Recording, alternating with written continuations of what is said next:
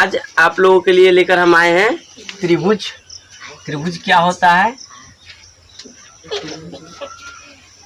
त्रिभुज के बारे में जानेंगे, इसके प्रॉपर्टीज के बारे में जानेंगे, त्रिभुज क्या क्या होता है, इसका फॉर्मूला क्या है और कितने प्रकार के ठहरे हैं, एरिया कैसे निकाला जाता है और इसके गुण धर्मों की बातचीत होगी। तो सबसे पहले देखते हैं त्रिभुज। तीन भुजाओं से घिरे हुए बंद आकृति को, तीन भुजाओं से घिरे हुए बंद आकृति को त्रिभुज कहा जाता है। ये देख लीजिए, इसको अगर यहाँ पर देख ले तो त्रिभुज में तीन शीर्ष होते हैं। ये जो इसे हम लोग शीर्ष कहते हैं, तो ये तीन शीर्ष होते हैं, तीन भुजाएं होती है और तीन कोण होते हैं। दो भुजाओं के बीच जो ये बनने वाला क्षेत्र होता है इसको कोण कहा जाता है। ये त्रिभुज बनाने वाली जो भुजा होता है वो त्रिभुज की भुजाएं होती है। तो इस प्रकार से हम देखें क्या, त्रिभुज में तीन भुजाएं, तीन कोण, तीन शीर्ष होते हैं। अब देखते हैं त्रिभुज के तीनों कोणों का योग 180 डिग्री होता है। त्रिभुज के तीनों कोणों का योग 180 डिग्री होता है। कोण ए प्लस, यदि ये त्रिभुज ABC है तो इसमें कोण A प्लस कोण B प्लस कोण C इक्वल टू 180 डिग्री। किसी दो भुजाओं का योग, त्रिभुज में किसी दो भुजाओं का योग तीसरी भुजा से हमेशा जो होती है बड़ी होती है और उसका अंतर जो होता है तीसरी भुजा से छोटी होती है। यदि शीर्ष के सामने की भुजा ये B का ये और C का ये, तो इसमें हो जाएगा A plus B is greater than C, जहाँ A, B और ये C इसके भुजा का परिमाण है, लंबाइयाँ हैं, और A minus B is less than C।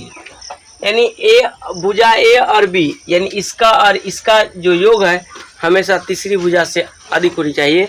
यानी त्रिभुज में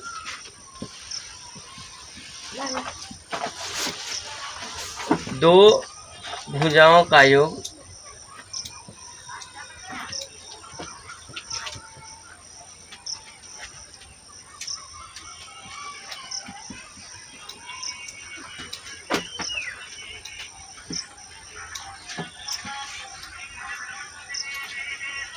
अधिक होती है और अंतर जो है तीसरी भुजा से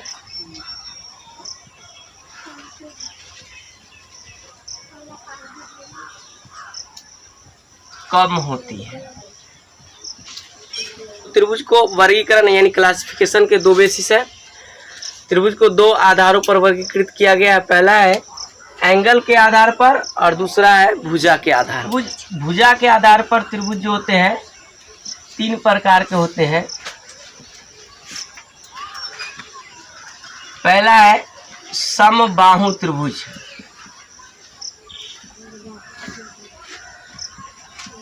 समबाहु त्रिभुज, इसमें तीनों भुजाएं आपस में बराबर होती है।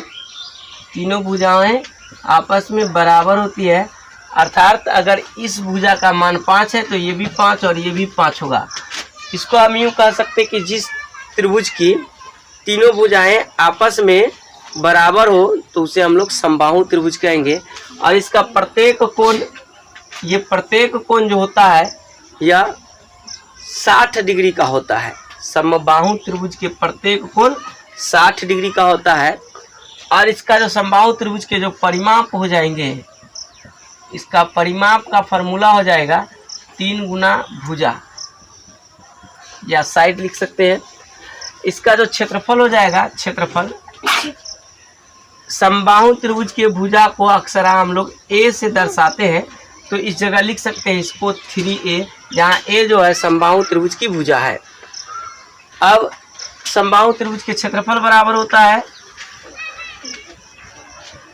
√3/4 भुजा स्क्वायर, या इसको लिख सकते हैं हम लोग √3/4 A स्क्वायर। ऊंचाई बराबर होता है,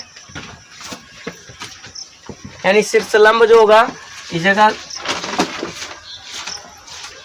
ये समबाहु त्रिभुज है, अगर इसमें हम लंब डाल दें तो ये जो लंब है AD की लंबाई, इस ऊंचाई जो हो जाएगी √3/2 गुना भुजा होता है, और इसको हम लोग ऐसे लिख सकते हैं √3/2A। त्रिभुज लेते हैं कोई भी त्रिभुज, इसमें एक भुजा 5 और एक भुजा 7 और दूसरा 9 लेते हैं। देखिए इसमें हमको चेक करना है कि यह त्रिभुज के गुणधर्म को पालन कर रहा है कि नहीं कर रहा है। तो देखिए पहली सब दोनों जो छोटी भुजा है, एक 5 है और दूसरा 7 है। हम लोग जानते हैं प्रथम प्रॉपर्टी से इसका कि त्रिभुज के प्रथम दो भुजाओं का योग तीसरी भुजा से हमेशा बड़ी होनी चाहिए, और इन दो भुजाओं का अंतर जो है तीसरी भुजा से कम होनी चाहिए।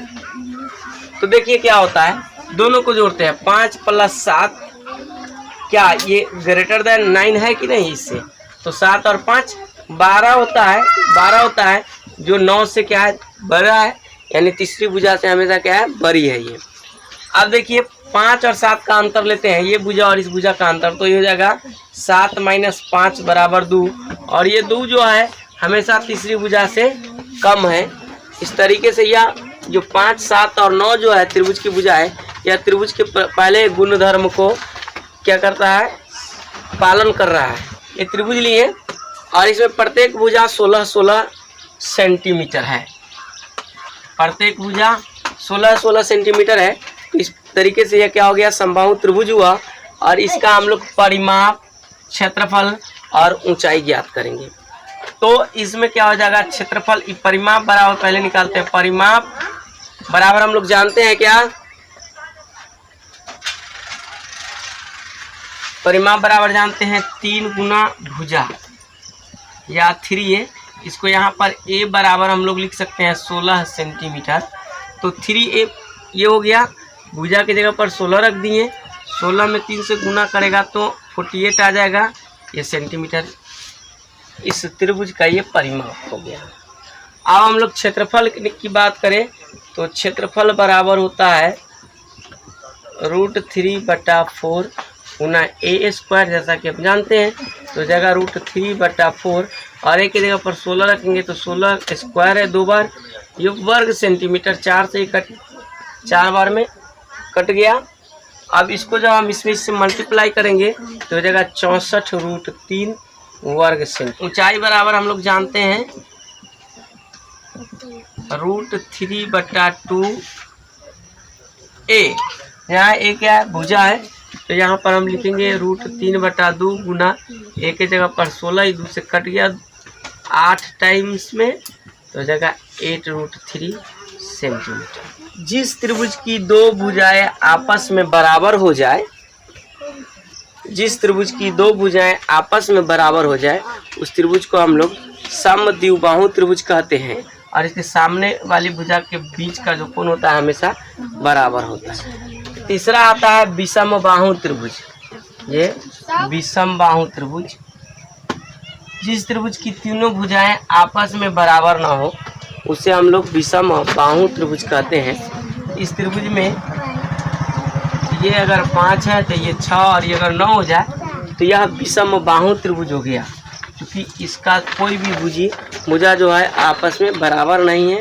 इसका क्षेत्रफल हम लोग हीरोन्स फार्मूला की मदद से निकालेंगे, और हीरोन्स फार्मूला क्या होता है तो देख लीजिए। यदि ABC कोई त्रिभुज है तो हम लोग जानते हैं कि इसका जो भुजा होगी ये इसके सामने का ये B और ये C हो जाएंगे।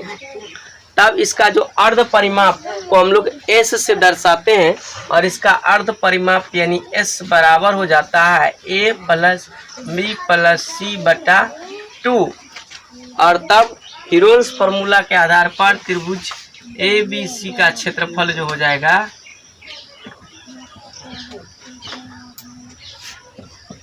हीरोन्स फार्मूला के अनुसार हो जाएगा √S × S - A × S - B × S - C, यही इसका क्षेत्रफल हो जाएगा। अब देखिए इसको हम लोग प्रयोग यानी एक एग्जाम्पल से लेकर के देखते हैं कि बनेगा कैसे। तो हम लोग इसको लेते हैं 5, इसको लेते हैं 12 और इसको लेते हैं 13।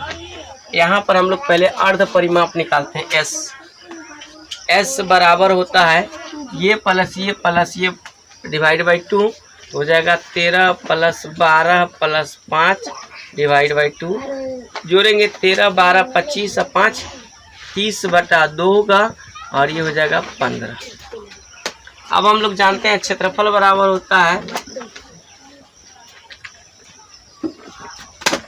S × S - A × S - B × S - C। तो इस फार्मूला में जहाँ जहाँ पर S है वहाँ पर हम 15 रखेंगे।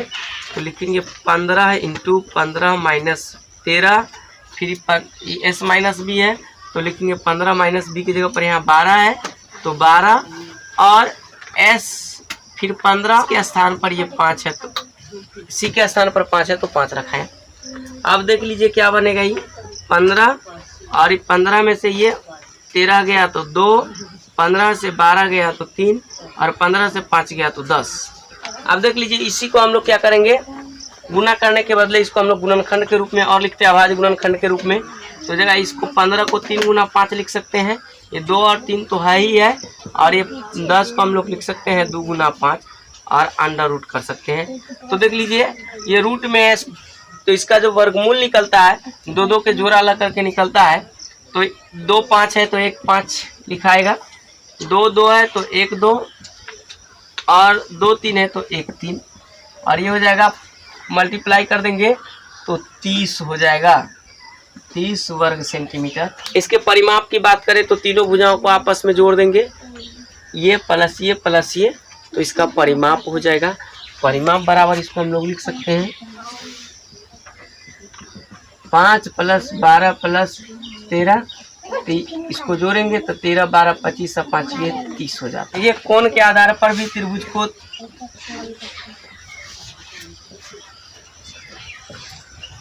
पहला जो होता है वह समकोण त्रिभुज होता है।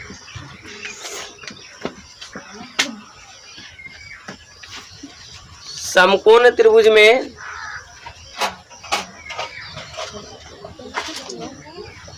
दो भुजाएं जहां पर समकोण बनाती है, ये 2 भुजाएं मिलकर के जहां पर समकोण बनाती है उसके सामने वाली भुजा को हम लोग कर्ण कहते हैं, और एक समकोण बनाने वाली पहली भुजा में जो ऊर्ध्वाधर होती है उसको हम लोग लंब कहते हैं, और जो क्षैतिज होती है उसको हम लोग आधार कहते हैं। इस तरीके से हमने देखा क्या है, अगर ये त्रिभुज ABC है तो इसमें कर्ण AC हो जाएंगे। चूंकि भुजा AB और BC यह समकोण बनाने वाली भुजाएं हैं जिसमें कोण भी समकोण है, और AC कर्ण हो गया। AB ऊर्ध्वाधर लाइन है, समकोण बनाने वाली में जो ऊर्ध्वाधर लाइन है वह AB है, इसलिए यहाँ पर लंब AB हो गया, और समकोण बनाने वाली भुजाओं में क्षैतिज रेखाएं BC है, इसलिए यहाँ पर आधार BC हो गया।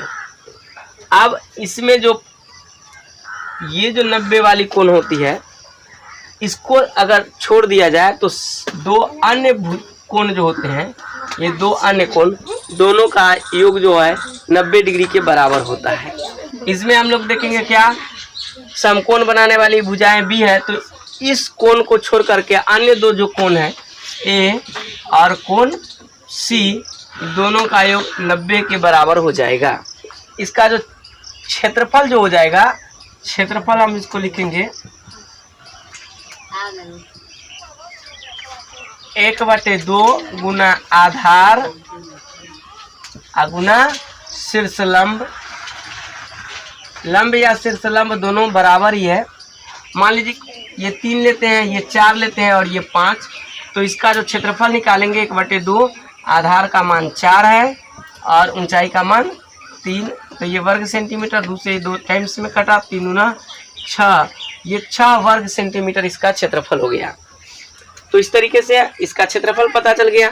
परिमाप में हम लोग जानते हैं कि तीनों भुजाओं का योग निकाल देंगे तो इसका परिमाप हो जाएगा 3 + 4 + 5, ये दोनों को सबको जो जोड़ेंगे तो 7 5 12 इसका हो जाएगा परिमाप। पाइथागोरीय त्रिक कहते हैं, पाइथागोरस साहब ने दिया था, इसमें AC² बराबर होता है AB² + BC², और ऐसे अगर लैंग्वेज में लिखेंगे तो होता है इसमें कर्ण स्क्वायर बराबर होता है आधार स्क्वायर जोड़ लंब स्क्वायर।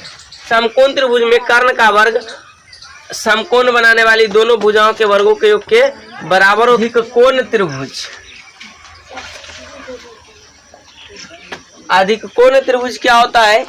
तो इसमें अधिक कोण त्रिभुज में एक कोण जो होता है वह 90 डिग्री से बड़ा और 180 डिग्री से छोटा होता है। अगर यहाँ पर थीटा है तो theta is greater than 90 degree and less than 180 degree, यानी इस थीटा का जो मान है, इस कोण का मान 90 डिग्री से बड़ा और 180 डिग्री से छोटा होगी। तो ऐसे त्रिभुज को हम लोग अधिक कोण त्रिभुज कहेंगे। दोनों जो हो जाएंगे या 90 डिग्री से छोटा होंगे, यानी इन दोनों कोणों का मान जो होगा 90 से हमेशा छोटा हो जाएगा। त्रिभुज में, किसी भी त्रिभुज में अधिकतम 3 न्यून कोण हो सकते हैं, अधिकतम 3 न्यून कोण हो सकते हैं और अधिकतम 1 अधिक कोण हो सकते हैं और अधिकतम 1 समकोण हो सकते हैं। किसी त्रिभुज के जो है न्यूनतम जो न्यून कोण होंगे इसकी संख्या 2 होगी। किसी भी त्रिभुज में न्यूनतम न्यून कोण की संख्या 2 होगी।